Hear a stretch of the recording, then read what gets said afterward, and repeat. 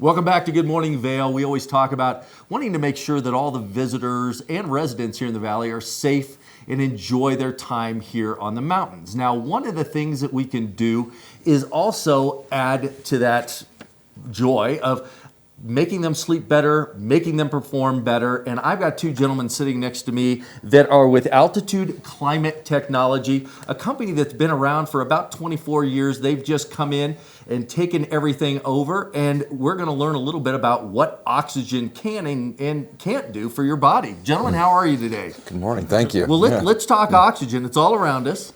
And I know being here in the mountains for so long that you get a lot of visitors from lower altitudes that come in and they have altitude sickness, they can't sleep. There's all these things that go on that really take away from the pleasure of either living in the mountains or just coming up to enjoy the skiing. So what is your company doing about that?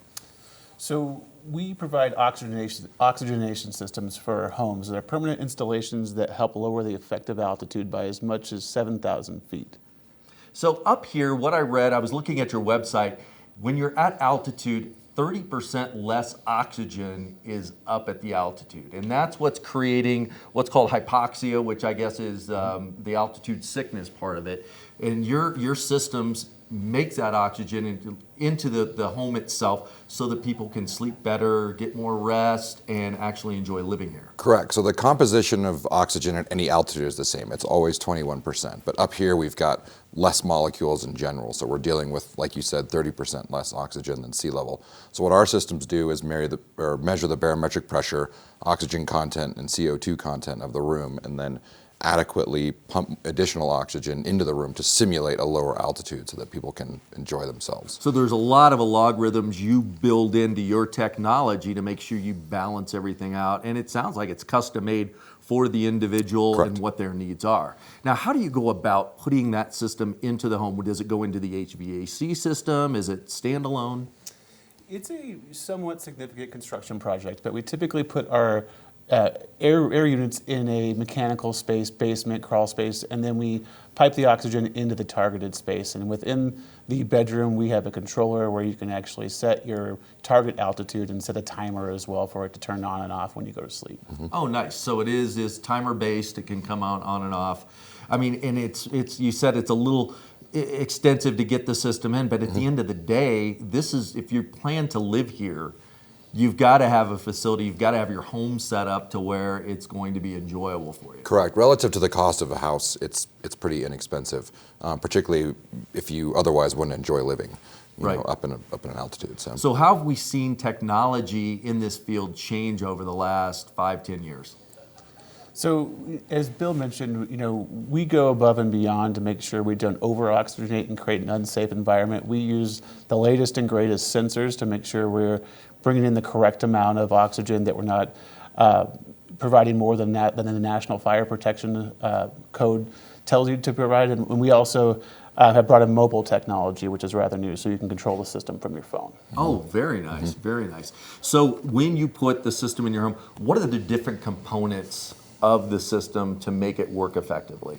Sure, we have a controller system in the room that's actually, sort of sniffing the air. We have a tablet interface that you can actually, that's usually on the wall or on a table that you can interact with, set timers, put your altitude set point in, and then we have our air machines that sit in your mechanical space that are actually drawing in fresh outside air, providing some filtering on it, dumping back out the nitrogen and pushing the oxygen into your space. So you're not putting in oxygen tanks and things like that, because that could, that obviously would be a fear or apprehensive Correct. for some clients to put that in their home. This sounds like an amazing system that takes natural air and just transforms it into nice, rich oxygen. Correct. There's a set point, above which you're creating an unsafe environment for fire, and below which you're not creating any physiological benefit for the person. So we make sure that we stay right in between that zone, and we've got all sorts of fail-safes in place to ensure that happens.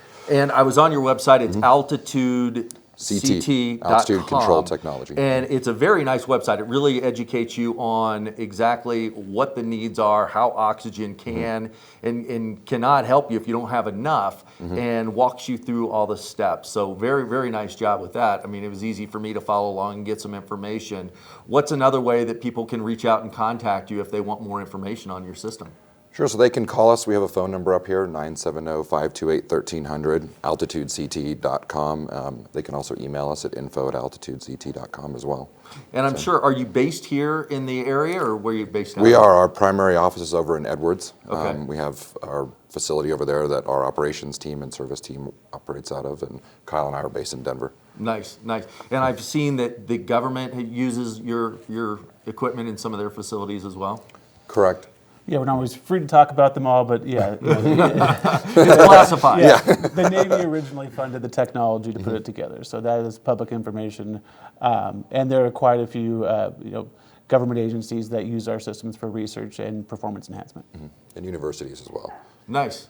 Well, I can't thank you enough for coming on today. It's a great education for all of our viewers to learn a little bit more about the technology, and at least to have a resource if they know of someone that is in need of this, because again, it's just a small thing to put into your home to make sure it's livable, enjoyable, and you have enough oxygen to sleep and rest and do everything you need to do. Yeah, great. Thanks, Kevin. Thank you very Yeah. much for your time. Yeah. We'll be back soon with more Good Morning Vail.